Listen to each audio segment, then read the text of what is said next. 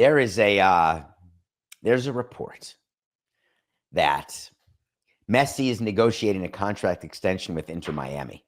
So Messi came to Inter Miami. It was long rumored. Jorge Mas, who was thinking of buying the Marlins, instead bought Inter Miami.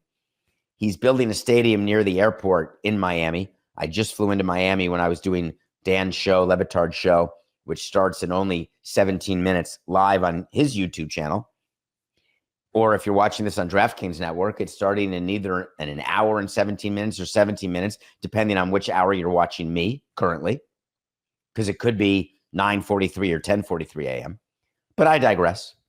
So that stadium's being built. And the dream was that Messi would play in the stadium for Inter Miami, such stadium being in Miami, because his whole career with Inter Miami has been in Fort Lauderdale.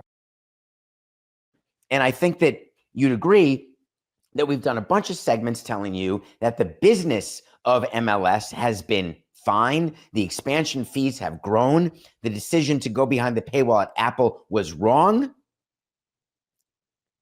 But the reason why it's so important for Inter Miami to retain Lionel Messi is the impact that Don Garber, commissioner, MLS, Jorge Mas, owner, Inter Miami, and actually every other franchise in Major League Soccer. The reason that they need him to extend and stay in Miami is that's their best shot at increasing the asset values of not just Inter Miami, but of every team.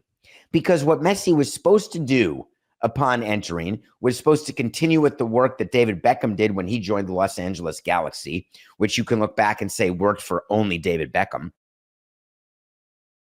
And there's an argument to be made that so far it's working only for Messi. Now, the owner of Inter Miami would tell you, no, we have this ballpark that's being done. We have all this ancillary development. And then I would say, but Jorge, that's a real estate deal only. And he would say, yeah, but it's sort of good, the halo effect on Major League Soccer, because Messi is this global icon. Even Messi's wife is like this hugely important person, like a global fashion influencer.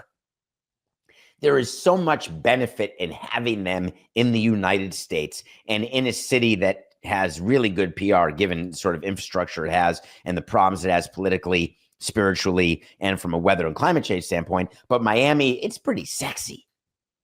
So you put that together and you're Don Garber and you say, we've got to get Inter Miami to finish this agreement with Lionel Messi. We've got to get him extended. They've got to play Inter Miami with Messi in this new stadium. It's going to be so good for television, so good for continued merchandise sales. Jorge Mas, as an owner, has had some quotes about this, and he's sort of pretty clear about what he wants. He said that his preference would be to get rid of the current Major League Soccer model, period, because he wants to compete at the global level. There's a reason why MLS is thinking about going to the international calendar. It didn't get approved by the owners, but it got approved for further discussion because it would have a definite impact on many of the teams in soccer. But when you want to become the best global league, you have to act like a global league. And Jorge Mas was pretty clear. In order to be a global league, you have to have the best players. The NBA is the best basketball league. It has the best players. Major League Baseball is the best baseball league. It has the best players. The NFL, there's a ton of football leagues around. NFL is the best players. It's pretty clear that Major League Soccer does not have the best soccer players in the world. Therefore, in order to do it, you got to have them come to the States, not just in the form of Messi.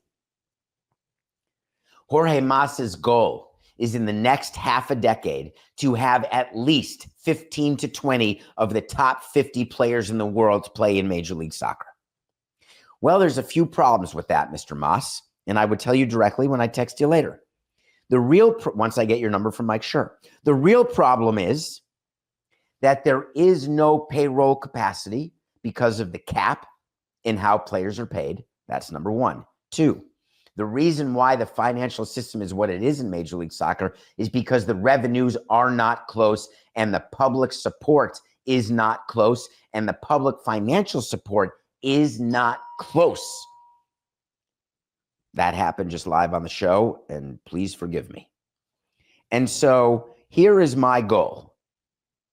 My goal, Jorge Mas said, is that we can fake it till we make it enough. But then, in order to be what we want and to actually realize the billion-dollar franchise valuations that they claim exist, in order to do that, you have got to get these players. Do you think that Don Garber, the commissioner of Major League Soccer, is going to allow such a sea change in how that league is operated before there is any proof at all, that those type of salaries and that type of payroll can be sustained by anybody, by any team? Jorge Mas is only able to sustain it because of all of the outside revenue that he expects to get from the development around his stadium. It's like a football stadium or a baseball stadium. And if that doesn't work, that's the end of Inter Miami. Don't kid yourself. What a bet that is being made. But the other franchises don't have that ability to make that bet. Think about this. The money that Major League Soccer is receiving as part of that ill-fated Apple deal. In order for getting the best players, you need the best broadcast deals. There is no network, not one network, who is willing to pay Major League Soccer the type of money that is required in order to hold up a league that has 15 to 20 of the top 50 players. And if you're going to be that league, you got to have 30 to 40, if not, wait for it, 50 of the top 50 players. Then you can talk about billion-dollar, multi-billion-dollar valuations for your team. Or you could end up like hockey. Who knows?